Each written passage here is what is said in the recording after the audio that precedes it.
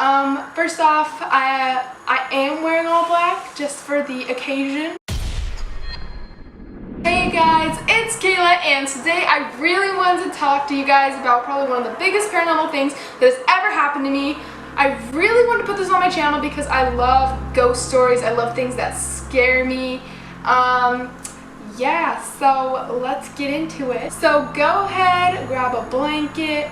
Probably gonna want it because this is gonna be good. So this story happened probably, it was like right before summer. Around May time, I was living in Utah and I had met this girl. She was like awesome. She was one of my best friends, and we like always loved to go out at 2 a.m. and find the most abandoned places because Utah has a lot of them. Utah has Ted Bundy's cave and like a lot of abandoned schools and hospitals, and that's the thing is that at the time I had been to Ted Bundy's cave and schools and a bunch of abandoned schools, but I hadn't gone to any abandoned hospitals yet.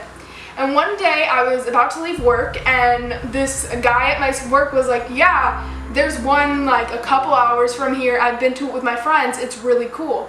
And I was like, that's so cool. And like me wanting to be like spontaneous was like, called up my friend and I was like, we're gonna go tonight. He gave me the address. He gave me his number in case we can't find it. Like, let's go there. She was just getting out of work at the same time, I think, or maybe she was just getting home. I forgot. It was like a while ago.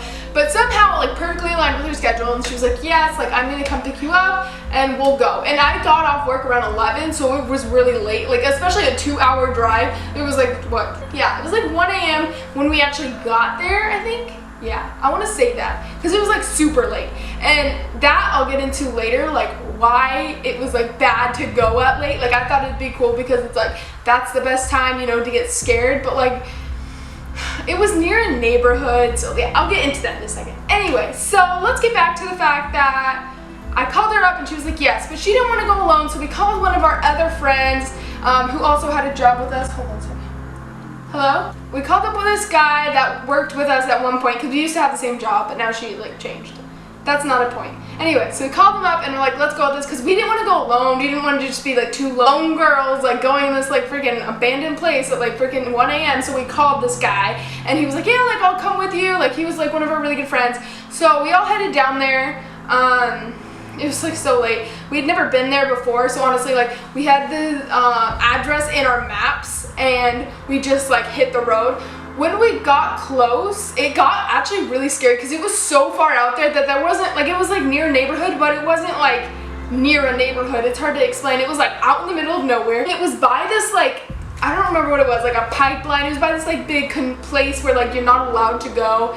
This, I don't even know. So it was like harder for us to even get in. And it was like so far out there. You really had to like look for it. And the thing is especially in Utah, cops are always on the always around those things, always on the lookout, because they do know kids always want to go in there at midnight, 1 a.m. to like try and scare themselves. And the thing is it's technically trespassing, so going there was not a good idea. We get there and like it took us forever, but we found the place, and me, my friend Maya and my friend James, we find this place and we get in. And it was hard to get in. You really had to go like around back. There was like this door you could kind of push open to get through. You're gonna want to remember that we came from the back door. Remember that. It was like completely abandoned, and it wasn't like, I don't know, it's like you see things in movies and you see abandoned places and you're like, oh my gosh, you know, if I got the chance to go in there, I would go through every room. I'd like look through it. It's so cool. It's so much scarier in real life. I mean, I've been to abandoned schools and like I thought it was cool, like, you know, things were like all over the ground. There was like fires. There wasn't fires, there was just burnt things. In the like abandoned schools, it was cool, but like when it's like in a hospital and there's just like wheelchairs in the middle of the hall, and it's just, it gets creepy. It gets really creepy. And there was like 2 floors on this hospital. It was like a really small one. It was from like back in the day or something. I don't know why they hadn't torn it down yet. Going in there, it probably wasn't the best idea. I always just do things on a spur of the moment, and I don't really think about it till later, and I'm like, man, you know, we probably shouldn't have done that. We went in there and definitely came out with a different perspective.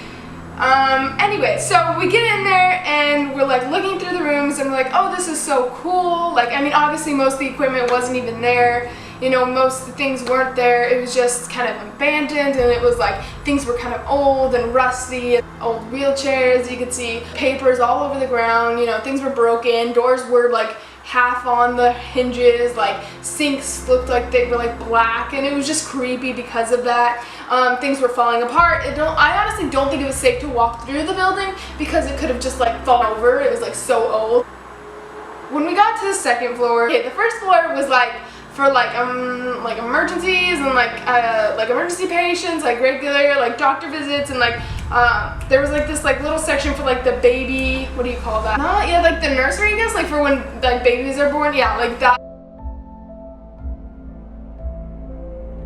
Second floor was like for surgeries, a bunch of rooms for like MRIs and like old things like that. Obviously they didn't have the machines. When we got to the second floor, we were like looking through the rooms, and we were like trying to scare each other. There was like spray paint up and down the halls.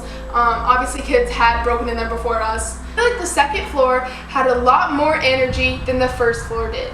The second floor obviously scared, like, it just creeped me out way more to be up there. I don't know why. Like, I feel like it's like the lower you go, like the basement, it's like way scarier. But the second floor, like, I could feel something there. Like, us walking down the hall, we could hear things. Like, you could hear like little creaks and things, and like obviously I don't think much of it. I think like, oh, you know, like that's probably just like because it's an old building, and like it sounded like things running across the floor. I didn't think that like it was actually haunted. I just thought, you know, I'm getting weird vibes because it's abandoned. I didn't want to believe that any of it was like real. I wanted to think, you know, man, this is like creepy, but it's not real. Like all of this is just like an old building, you know. And I guess I just really should have been more open to thinking, well, Kayla, like what if it actually is haunted, because it was. And I should have been more prepared for that, because obviously in my head I was like, it's just not going to be haunted. It's just going to be an old building. And I kind of learned to not mess with that stuff since then, because, oh my gosh, this was probably the worst. Like, this is probably the most, like, the ghost experience I've ever had, because it, like, freaked the hell out of me.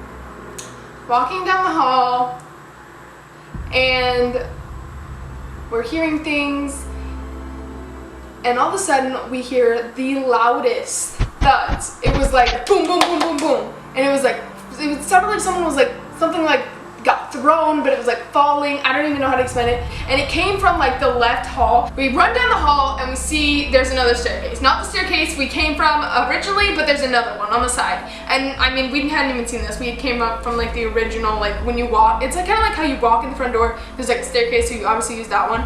We walked in from the back door, so obviously we're gonna use like the first staircase we see. Right? You get to the side of the staircase and we're like, holy fuck. We like look down and there's the fucking wheelchair at the bottom of the staircase, and its wheels are like still turning, kind of like if you had pushed something down the stairs and it just like went like blah, blah, blah.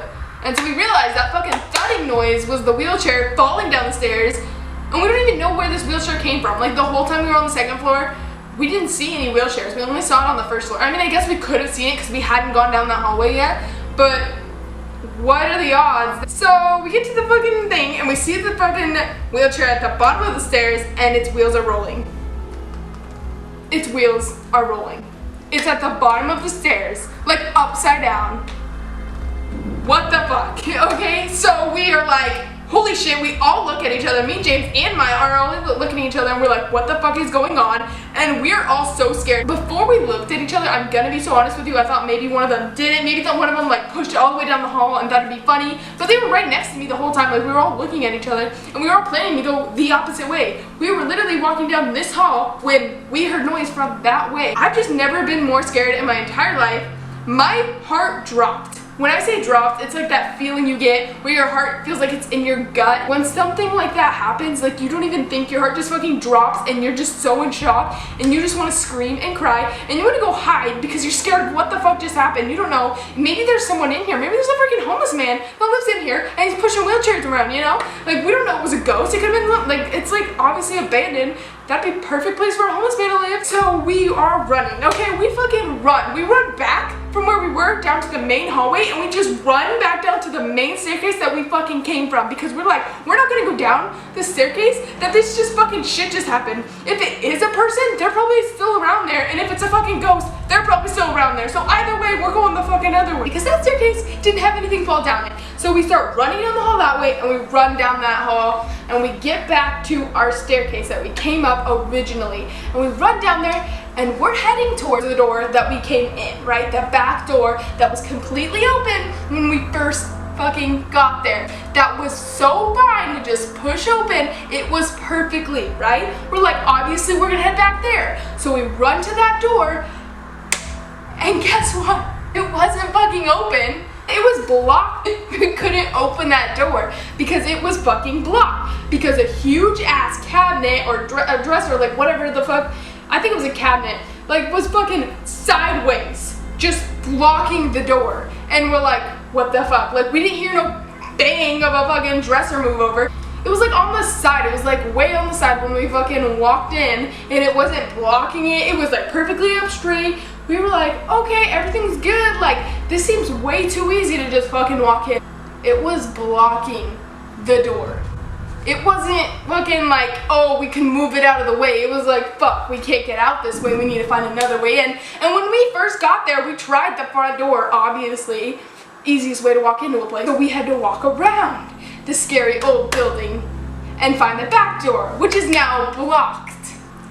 I cannot tell you how scary it is to not only, we're already fucking scared. Like this fucking wheelchair somehow fell down the fucking stairs.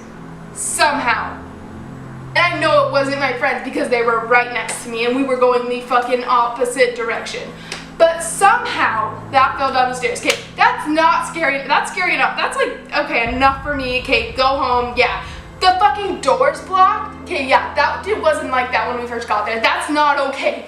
This is scaring the shit out of me and my friends. I'm pretty sure that we just like fucking lost our minds and fucking run around frantically. Thankfully, a window, fucking in the same room, a window was unlocked. We tried to open a bunch of them and one of them fucking opened and we got the fuck out of there. I'm just gonna say though, that was probably the most ghost experience I've ever had in my entire life, and I think that's the most I want in my entire life because I've never, thinking about it, it's like, man, that was fucking crazy, but being in that moment, I was so scared. My heart was beating so fast and I can't even explain it. It was just one of the craziest things that's freaking ever happened to me. And it's not even just that, okay? That night was not over. Okay, the ghost experience was over. But when we got back to our cars, because we had to park far away because we knew the cops would be looking around far away, but it's like you kind of have to park by the trail to get to the house. So it's like we knew the cops would be like lingering outside of it because they always are, because they always want to make sure no teens are like trying to get in there. Because they do have it blocked off, but obviously you can like walk around it, like jump over it.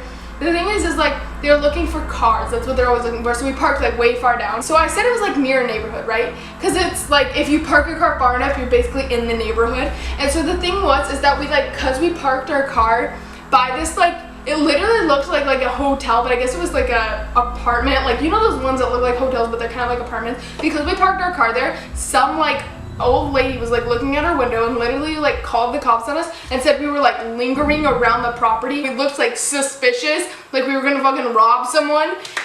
Anyway, so by the time we got back to our car, the cop was parked by our car, but he was literally like, he wasn't there. Like it was literally just an empty cop car and like the doors were open and we were like, what the heck? Like that fucking scared us because the cop's car's there, but like where's the cop? And then like the cop came from around the building because he was like looking for us. He thought we were like hiking around the fucking hotel apartment thing. Like, look, you guys can't be out here around now. And like because it's like Utah, and at the time I was 17, I was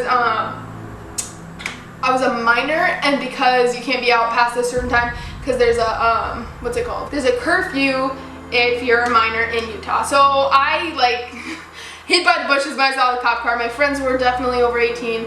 So my friends talked to him and like was like, look officer, I'm sorry, we didn't mean to seem like suspicious, like we're not like gonna kill anybody tonight, we're just like here to see some family. And then the cop let us go, and after he left, I got in the car with my friends and we headed home. But that wasn't the important part. The cop part was like so irrelevant. The whole part of this story was that I don't know what was there, and I wish I could have had what's that called? Incense, where you just like fucking blow it around. Like, God, please me. I don't want to mess with that. Don't mess with that stuff, kids, because it's not fun. It's fun to hear about, and it's fun to hear people's stories about it, and it's crazy to like think like, oh my God, I can't believe that happened. But it's not fun to actually have it happen to you. It's not even near fun. It's like insane, and it's scary as hell. And then you go home and you think like, what if a spirit like stayed with me? What if, because like it can do that. Bad spirits can like attach to people and like stay with you, and they can fucking haunt you for the rest of your life if you aren't careful. So that's why, kids, never do this ever. Like, it's not a good idea. And I know it sounds fun to go to like abandoned places and like be like, oh my gosh, this is so cool, like nobody goes here ever, it's all fucking broken down, and like if they still left things here, like what? But it's like scary to go, because if you're gonna go during the day, okay? Go when it's not that scary. Go when, you know, you're not gonna fucking go crazy, you know? Okay guys, thanks for watching. The name's Kayla. If you take anything from this video, it's just don't mess with ghosts. They're real, and they're 100% real, and it's not fun. Yeah, don't forget to like and subscribe, and let me know if you want more videos like this. I do have other paranormal experiences, and I have a lot of friends who have told me about their crazy paranormal experiences, and I'd love to like share them with you guys. I just don't know if you guys like these kind of videos, so